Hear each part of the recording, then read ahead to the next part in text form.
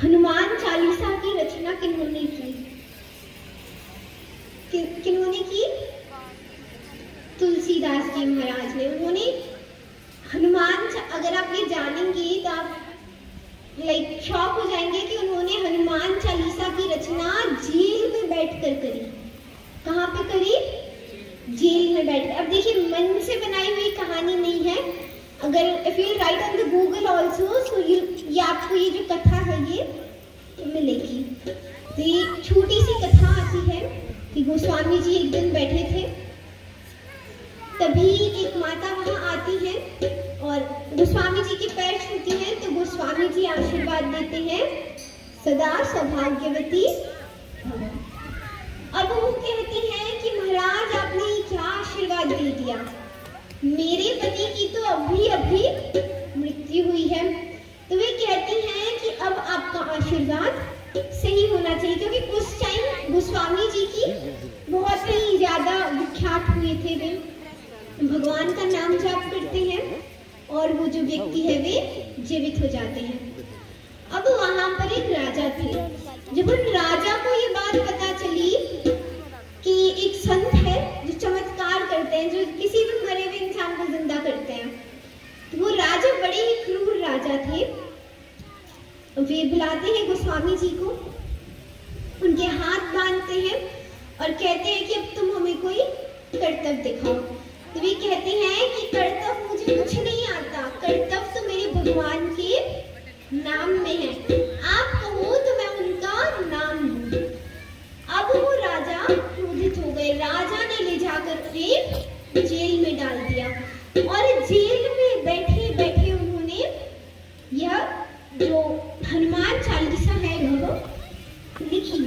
तो इसलिए कहते हैं कि अब जब वे हनुमान चालीसा लिख रहे थे और जब लास्ट की स्टैंजा पर जब वे आए, उस समय उन्होंने ऐसा लिख दिया कि वहां पे लाखों बंदर आ गए और वो बंदर राजा के सिर पे बैठे, उन्हें परेशान किया और पता चल गया कि ये तो तुलसीदास जी के है। फिर उन तुलसीदास जी को भेजते हैं।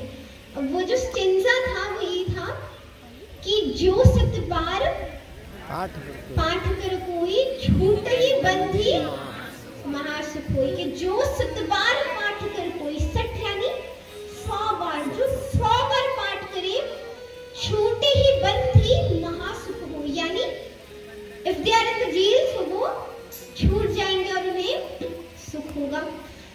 अब आप पूछेंगे कि 100 बार पाठ करना तो बड़ी दूर की बात, हमें एक बार भी पाठ करने का समय मिल जाए। पूछा कि अगर हम 100 बार ना कर सके तो कितनी बार करें? तो कहा 50 बार करो। 50 बार ना कर सके तो 11 बार करो। 11 बार ना कर सको तो 7 बार तो करो। 7 बार भी ना कर सको तो 3 बार करो। 3 बार ना कर सको तो एटलीस्ट 1 बार तो करो। और 1 बार भी ना कर सको तो स्टार्टिंग का एक स्टैंजा, एंडिंग का एक स्टैंजा तो बोलो। बीच के अंदर भगवान समझ जाएंगे कि भाई मेरे भक्त बड़े बिजी है, तो एटलीस्ट इन्होंने ये तो गाया। और अगर ये भी ना गा सके, इतना भी आप इतने ज्यादा बिजी हैं कि स्टार्टिंग का स्टैंजा, लास्ट का स्टैंजा भी आपको ना आए, एटलीस्ट जो हनुमान चालीसा की लास्ट की कुछ पंक्तियां होती हैं वे तो गाए। और वे भी ना गा सके तो जो हनुमान चालीसा गा रहे हैं उनकी निंदा तो ना करे। क्योंकि अगर जो हनुमान चालीसा कर रहे हैं और आप कहें कि अरे व्हाट आर यू डूइंग, ये तो पुराने जमानों की है, चलो हम ये बुक पढ़ते हैं, हम आज के जमाने की चीजें गाते हैं, हम सॉन्ग्स गाते हैं, तो ऐसा कभी ना करें। अगर हनुमान चालीसा का पाठ ना कर सके तो जो पाठ कर रहे हैं उनकी निंदा हमें कभी नहीं करनी चाहिए। अब आई गेस कि हनुमान चालीसा के अंदर भी अगर आप हर एक पंक्ति को देखें तो हर एक पंक्ति से आपको बहुत कुछ सीखने को मिल सकता है। जब कहते हैं ना कि लाइफ के सूत्राज हमें चाहिए, तो आई गेस कि हनुमान चालीसा के अंदर हमारे जीवन के हर एक लाइन के अंदर हमारे लाइफ के सूत्राज दिए हुए हैं। सबसे पहले हनुमान चालीसा कैसे शुरू होती है? श्री गुरु सरोज रज धारी वरण रघुवर जो दायक फल चारी, कि श्री गुरु चरण सरोज रज निज मन मुकुर सुधारी करे। उसके बाद है कि बरनऊ रघुवर विमल जसु जो दायक फल चारि, यानी भगवान कौन से 4 फल देते हैं? भगवान हनुमान जी कौन से हमें 4 फल देते हैं? कौन से 4 पुरुषार्थ है? पुरुषार्थ आप सभी को पता है?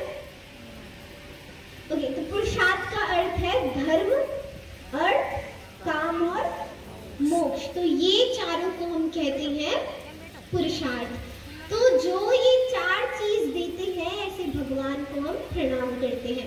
अब देखिए इसका सीक्वेंस आप ध्यान से देखिए। पहला क्या है? धर्म। फिर क्या है? धर्म धीरे से, अर्थ जोर से, ऐसे नहीं जोर से। पहला क्या है? धर्म। दूसरा अर्थ। तीसरा, चौथा।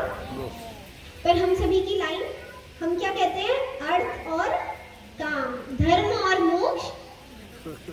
तो यहाँ कहा कि सबसे पहला है धर्म, तो धर्म करिए। अब धर्म यानी क्या? कि सत्य कहना, कभी भी असत्य ना कहना। अब धर्म और सत्य क्या एक ही है? गोस्वामी जी से किसी ने पूछा तो वे लिखते हैं कि धर्म न दूसरा सत्य समान है, यानी अगर आप सत्यवादी हैं, आप सत्य बोल रहे हैं तो आप धर्मात्मा है। तो सबसे पहले सीक्वेंस में क्या आया? धर्म, यानी सत्य कहना। अगर आप सत्य बोलेंगे तो दूसरा क्या है? दौड़ आपके पास आएगा। अगर अर्थ आपके पास आएगा तो काम, यानी आपकी जो कामनाएं हैं, जो इच्छाएं हैं, उसकी पूर्ति होगी। तो सबसे पहला क्या है? धर्म। दूसरा अर्थ। धर्म की राह पर चले, अर्थ आएगा। अर्थ आएगा तो काम होंगे हमारे जितने भी, ये इच्छा है वो करे, ये करे। धर्म, अर्थ, काम, जब ये तीनों हो जाए तब जाकर भगवान के चरणों में बैठ जाइए कि भगवान धर्म किया, धर्म से अर्थ आया, उस अर्थ से कामनाएं पूरी हुई, अब हम आपकी बात। तो अब से ये सीक्वेंस याद रखिएगा। ऐसा मत करिएगा कि अर्थ और बस काम में हमारा काम हो जाए, नहीं। सीक्वेंस अच्छे से याद रखना है, इसलिए एक बार जोर से बोलिए। पहला धर्म। पहला धर्म। तीसरा काम। पहला धर्म। चौथा मोक्ष। तो चलिए अब कोई मस्ती नहीं, अब एकदम प्रॉपर्ली। सबसे पहला, दूसरा, तीसरा, चौथा। धर्म करेंगे तो अर्थ आएगा, अर्थ आएगा तो कामनाएं पूरी होंगी, कामनाएं पूरी होंगी तो हम मोक्ष। नहीं, कामनाएं पूरी होने से कभी भी मोक्ष की प्राप्ति नहीं होती। कामना हमारी क्या है? एक साइकिल है। बस जरा हमारे पास एक एक्टिवा आ जाए, एक्टिवा आई तो कार आ जाए, कार आई तो हेलीकॉप्टर आ जाए, हमारा प्राइवेट जेट आ जाए, तो इन कामनाओं से कभी भी हमें मोक्ष नहीं मिलेगा। भगवान कहते हैं कि अपनी जीवन अच्छे से जियो, जो अपने जीवन में करना है वो करो, पर हमेशा याद रखो कि ये सब जो है वो परमानेंट नहीं है, क्योंकि लोग आते हैं जाते हैं। तो इसलिए जीवन में हमें हर कार्य करनी चाहिए, परंतु ये ध्यान में रखकर करना चाहिए कि जो कुछ भी हो रहा है वो परमानेंट नहीं है। फिर चाहे वो खुशियां हो या दुख हो, खुशियां आ रही है तो उसे यहाँ न चढ़ने दे, क्योंकि वो भी परमानेंट नहीं है। दुख आ रहा है तो डिप्रेशन में मत जाइए, क्योंकि वो भी परमानेंट नहीं है। तो इसलिए भगवान कहते हैं कि सुख आए तो ज्यादा खुश मत हो, अहंकार मत करो, और दुख आए तो ज्यादा, क्योंकि ये भी परमानेंट नहीं है। इसलिए धर्म, अर्थ, काम और मोक्ष। तो इस तरह की सुंदर बातें अब कल हम और जानेंगे कि हनुमान चालीसा में और क्या क्या चीजें हैं जिनसे हमें सीख मिल सकती है। और एक सबसे अच्छी चीज हम ये जानेंगे कि अब हम सभी को एक कंफ्यूजन है कि हनुमान जी के पिताजी कौन है? शंकर भगवान है, पवन देवता है, या केसरी नंद जी हैं? तो कल की कथा में हम इन सभी जो हमारे मन के क्वेश्चंस हैं उसे सुलझाएंगे। और मेरी आप सभी से रिक्वेस्ट है कि आप 3